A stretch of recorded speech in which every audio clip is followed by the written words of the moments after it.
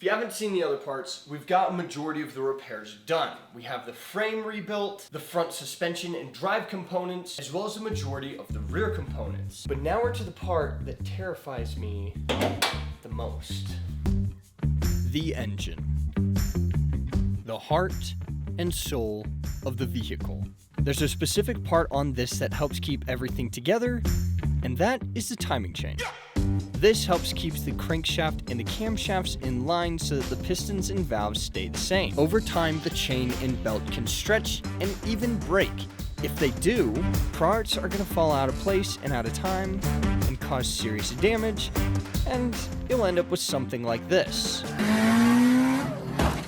We most definitely don't want that. While we're going to be doing the timing chain, we're also going to be doing a flush on nearly every single fluid. We're going to open the caps to help them all drain easier, starting with the coolant, the engine oil, and the transmission fluid. We're going to allow everything to drain, and when it's done draining, we're going to slide the bins to the side and out of the way for the time being.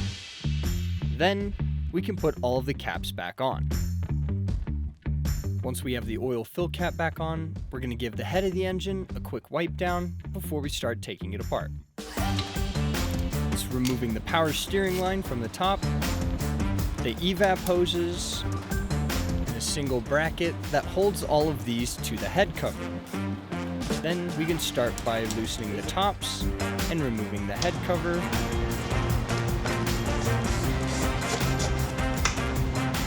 This is now going to give us access to the coil packs. Undoing these 4 bolts, slotting them out of their place. Then it's removing the 6 cap nuts, holding on the rest of the head.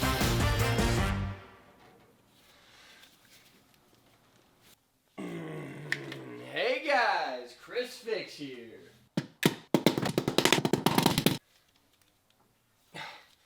Chris Fix, it's not working! Oh, wait, maybe it is. Oh yeah, look.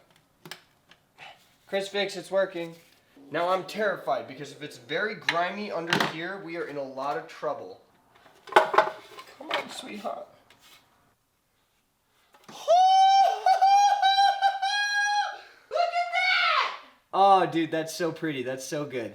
Now, the reason why it's very good that the engine looks like this is because if an engine is very poorly taken care of and doesn't have good oil changes, you will get the forbidden sludge. What we have to get to now is we have to bring the car up higher, we have to get the wheel off, the engine in line for timing. We can start to take off the timing cover, support the engine from the oil pan, remove the engine mount. This is what is known as an interference engine. So if I have the timing off by even 1 gear tooth,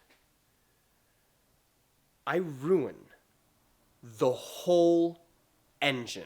And this is where the stakes get really high. Okay, well, maybe I'm being a little dramatic, but things here start to get real. The hardest part is we're gonna have to remove this, the crankshaft pulley bolt.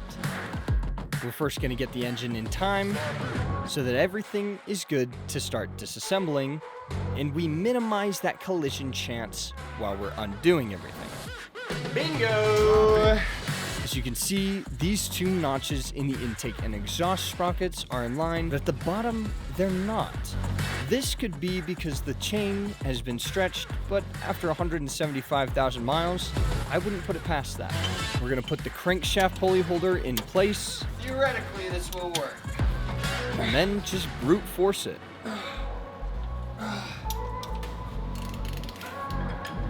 Okay, this one works.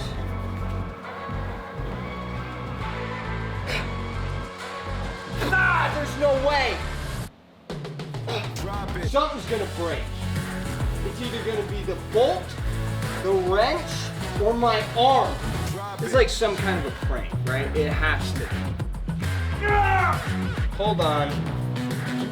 Drop it. Oh, that's a really stupid idea. That's a really, really stupid idea. That's locked in. Here we go. What we're gonna try and do is lower the car while it's on the quick jacks with the breaker bars in place. Having several thousand pounds on that bolt might help it break loose.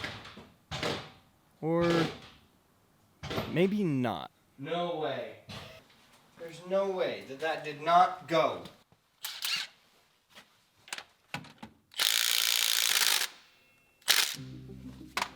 There's no actual way, dude.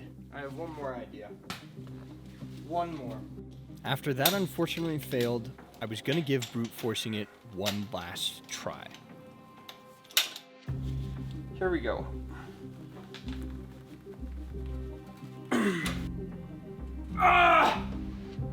We made a little bit of progress. And then it stopped.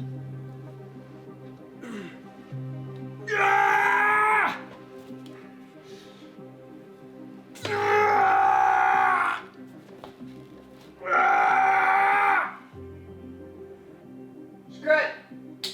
I don't care, I'm going to Home Depot.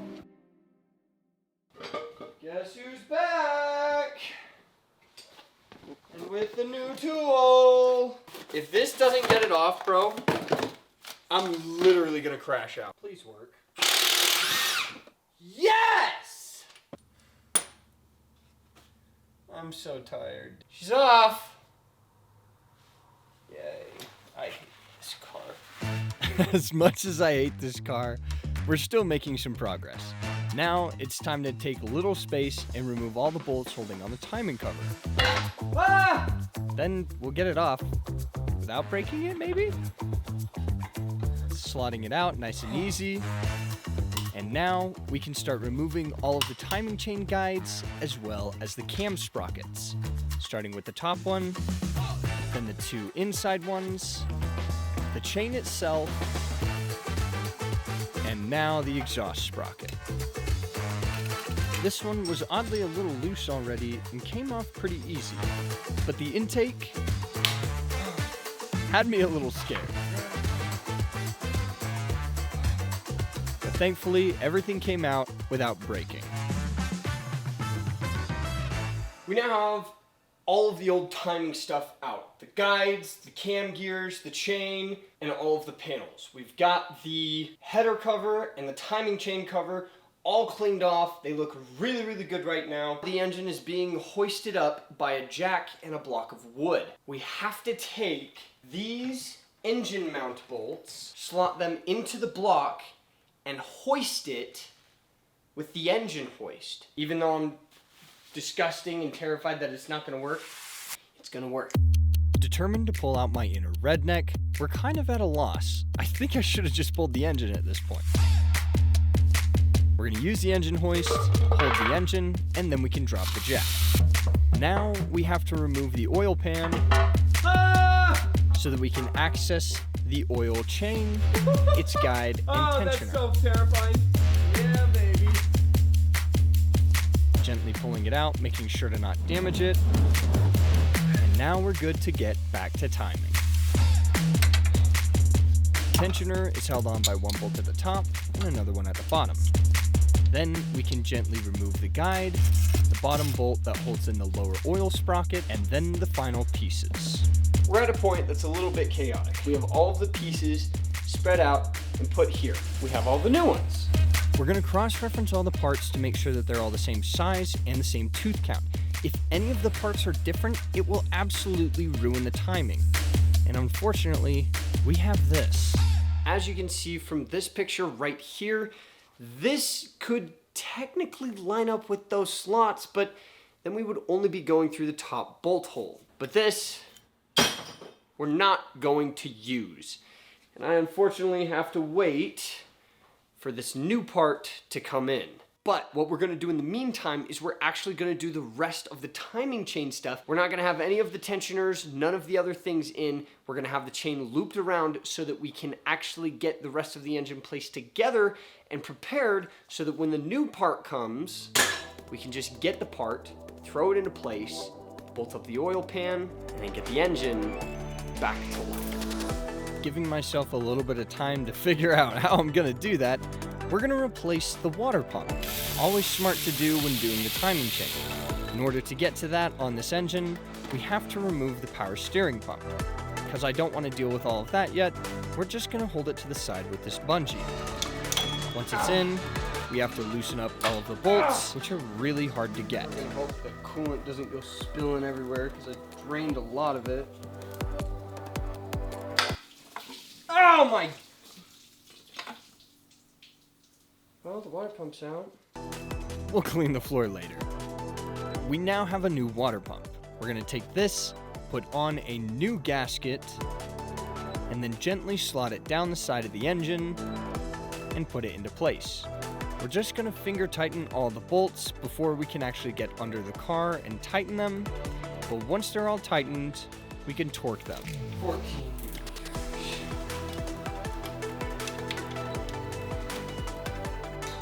With all of those torqued, we're going to clean the old bolts, take the old pulley, and put them on. Those aren't going to be a problem reusing them because the only thing that happens is the belt just drives on it.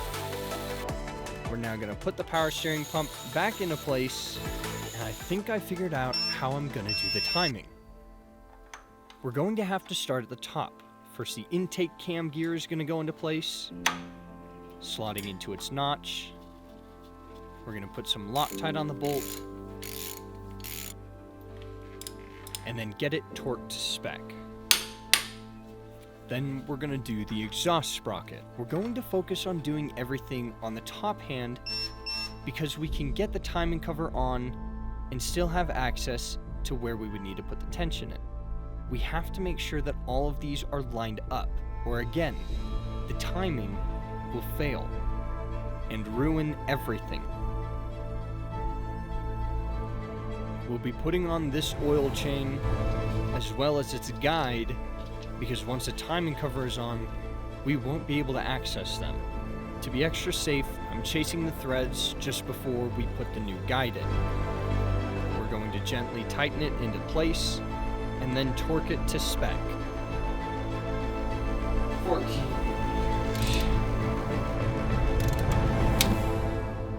Oh no.